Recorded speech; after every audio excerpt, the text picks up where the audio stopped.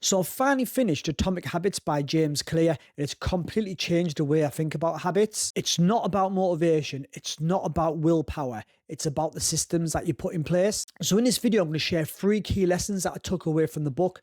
These are things that I've implemented into my life, and the habits have stuck. So I want to share them with you, so hopefully you can do the same. So number 1 is focus on identity and not just the goals.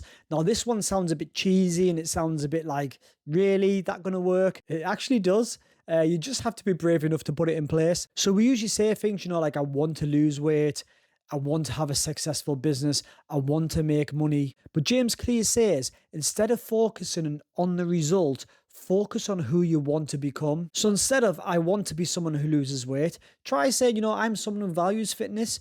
Fitness is what I do. Instead of, I want to write a book, like James Clear's done, an amazing book.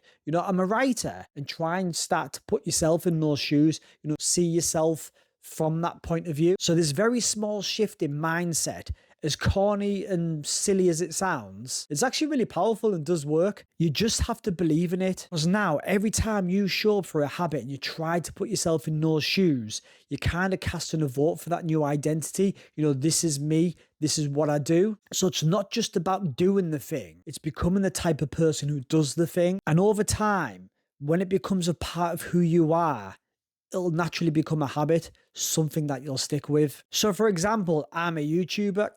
Every time I set my phone up to record, get my tripod out, I try to change my mindset. I have a little pep talk with myself. I'm a YouTuber. This is what we do. We're going to make content and put it out there to try and help people. So number 1, focus on identity, not just the goal. Number 2, make habits obvious, easy and satisfying. Another huge takeaway from this book is habits don't have to be hard. In fact, they shouldn't be hard at all. So he breaks it down to 4 simple rules that you can put in place to simplify the habit. So make it obvious, put the cue in front of you. So if it's, you want to read a book, put it on your pillow. It's there. When you get into bed, your book's there. You can start reading.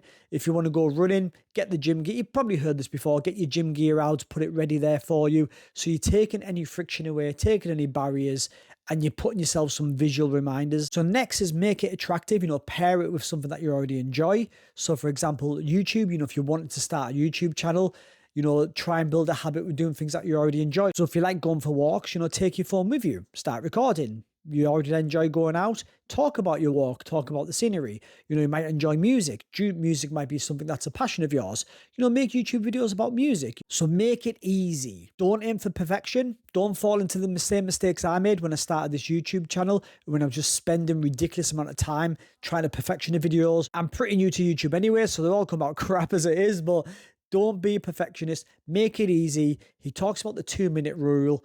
Just get started. So the 2-minute rule is, if you want to read a book and you're struggling, spend 2 minutes reading the book. You don't have to read a chapter. You don't have to finish the book. Just put a timer on, spend 2 minutes reading that book.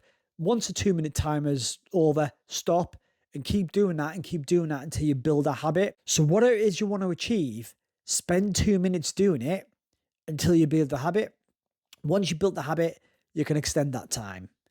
Just make it easy to begin with. Don't overwhelm yourself with, I've got this full book to read. Never going to do that. But with those 2 minutes, you'll soon get through it. Make it satisfying. Track it, celebrate it, make it feel good. So you could have a little tracker, to-do list, planner, something that you complete, something physical. That's all about the dopamine. Every time you tick something off, it's a reward to yourself. You get that hit, you feel good, and you want to keep doing it. You want to move on and keep feeling good. And don't forget to celebrate the small wins. Even if you want to start a running journey, but you've only managed to walk around the block, well, that was a step forward. So celebrate it. So I've also been using habit stacking. So that's where you've already got a habit in your life, whether it's like, I don't know, you might have a morning coffee, you might have your daily walk with a dog, you might be brushing your teeth, whatever it may be. You can stack other habits into that. I heard someone who said they were brushing their teeth, and when they brush their teeth for 2 minutes, they do squats. So yeah, you can always fit things in. When you're going for a walk, like we mentioned, you can do the YouTube.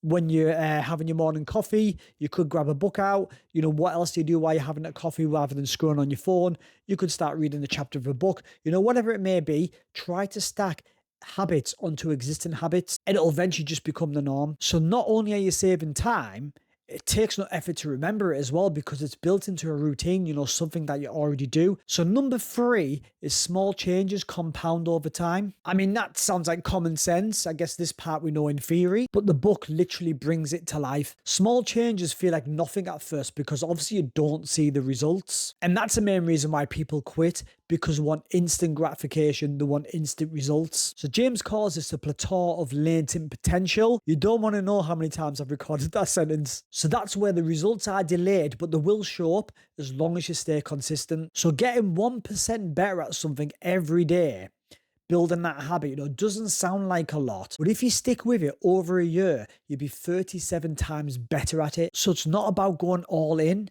If you want to start your running journey, you're not just going to put your running shoes on and run 5K, the first day, because it's going to break you. You're going to come back aching. You're going to come back injured, in pain.